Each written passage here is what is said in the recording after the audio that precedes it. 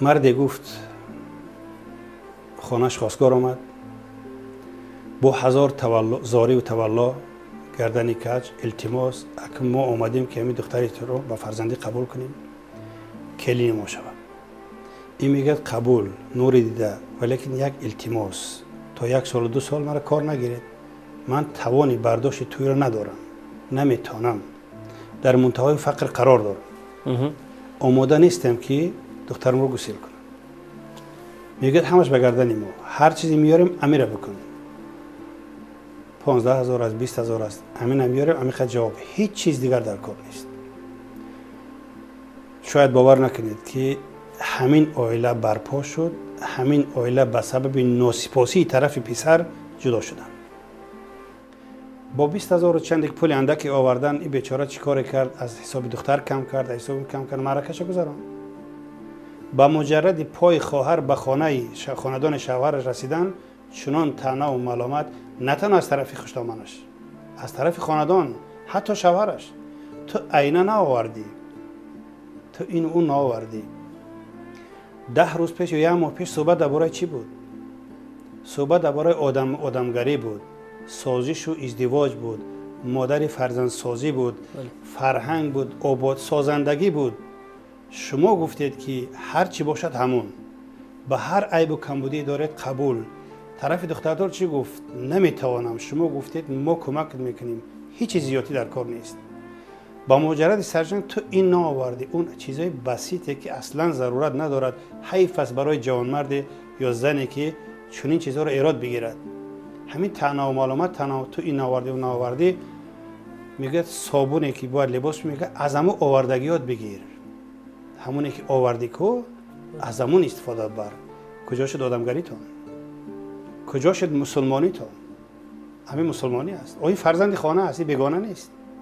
آمده است که در کنار فرزندی تو، فرزند تو رو خوشبخت کند، از اون نسل داشته باشه تو افتخار کنی.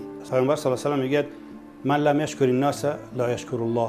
کسی انسان رو شکر نمیگوید، خدا رو هیچ وقت شکر نمیگه. تو شکر نکردی که برات دختر دادن، تو شکر نکردی که این دختر اومده در خدمت کی است، چای کی رو دم میکند، غذای کی رو میپزد، لباس کی رو میشوید، کی رو خوش آمد میگه گسل میکند، برای عینه و برای صابون و برای جارو این اون. کار تا جایی که چنان طعنه و معلومات روی هم آمد که دیگر دختر خودش از این خانه بیزار شد. حالا چشم به این خانه نکشاده بود، مجبور شد این جای من نیست، در این قفس آهنی من طولانی زندگی کرده نمیتونم. چرا؟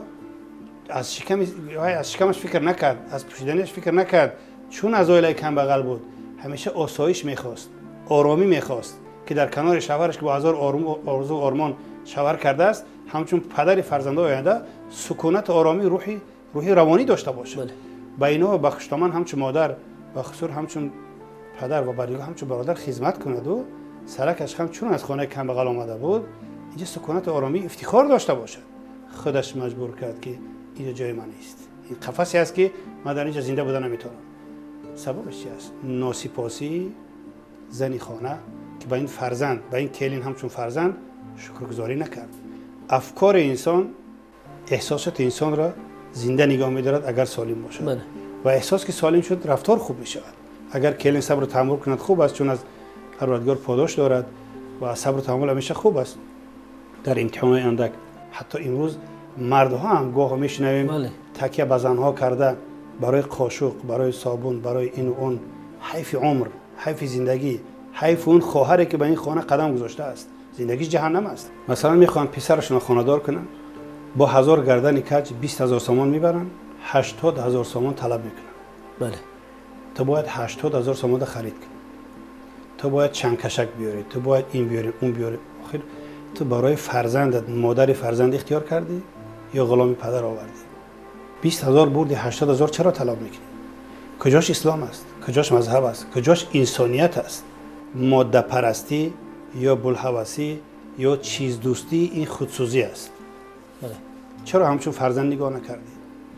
ما کم نداریم مادرایی که کلین رو مثل گهورک چشم نگاه میدارن. اینا هستن، زیاد هستن. اما متاسفانه بیمارگونه ها هم هستن که اینا پیش از اومدن کلین بیمار بود. افسوس است که چشم به متریال دوختن، چشم به نمیدونم به جارو و صابون و به اینا دوختن. از همین هویت بزرگ که فرزند است این ناسپاسی میکنن، ناشکری میکنن و این مجبور است که از این قفس آهنین خودش رو خلاص کند. بعضی وقت یعنی زبان در نامش زبان است اما نیش اژدها است، یعنی زخم این زخم افی است و مار است. چون زخم میزند با کیانه، پیاله آورده که پیاله تو گل ندارد یا نگین ندارد. این غصه آدم گلوگیر میکند که تو در کدام جامعه زندگی میکنی. گذشتت کی بود؟ پناه به خدا از گرسنگان یک عمره، این تمام عمرش چشم حریص دارد، سیر نمیکنه. ای کاش به معنویات گرسنه نمیشد. چشم به سوی مثلا مواد کلین میدوزند که همین چی می آورده باشد. یک عمر به طعنه و ملامت، به کیانه زدن، به تحقیر، به همه زندگی میکنن. مثل که در بدنشون خار دارن، هر طرف حرکت کنن انسان رو میخلند. به خصوص این جبر دیده یک عمر همین کلین بیچاره است. بله. در بعضی حالات سببش چی است؟ بی خدای انسان.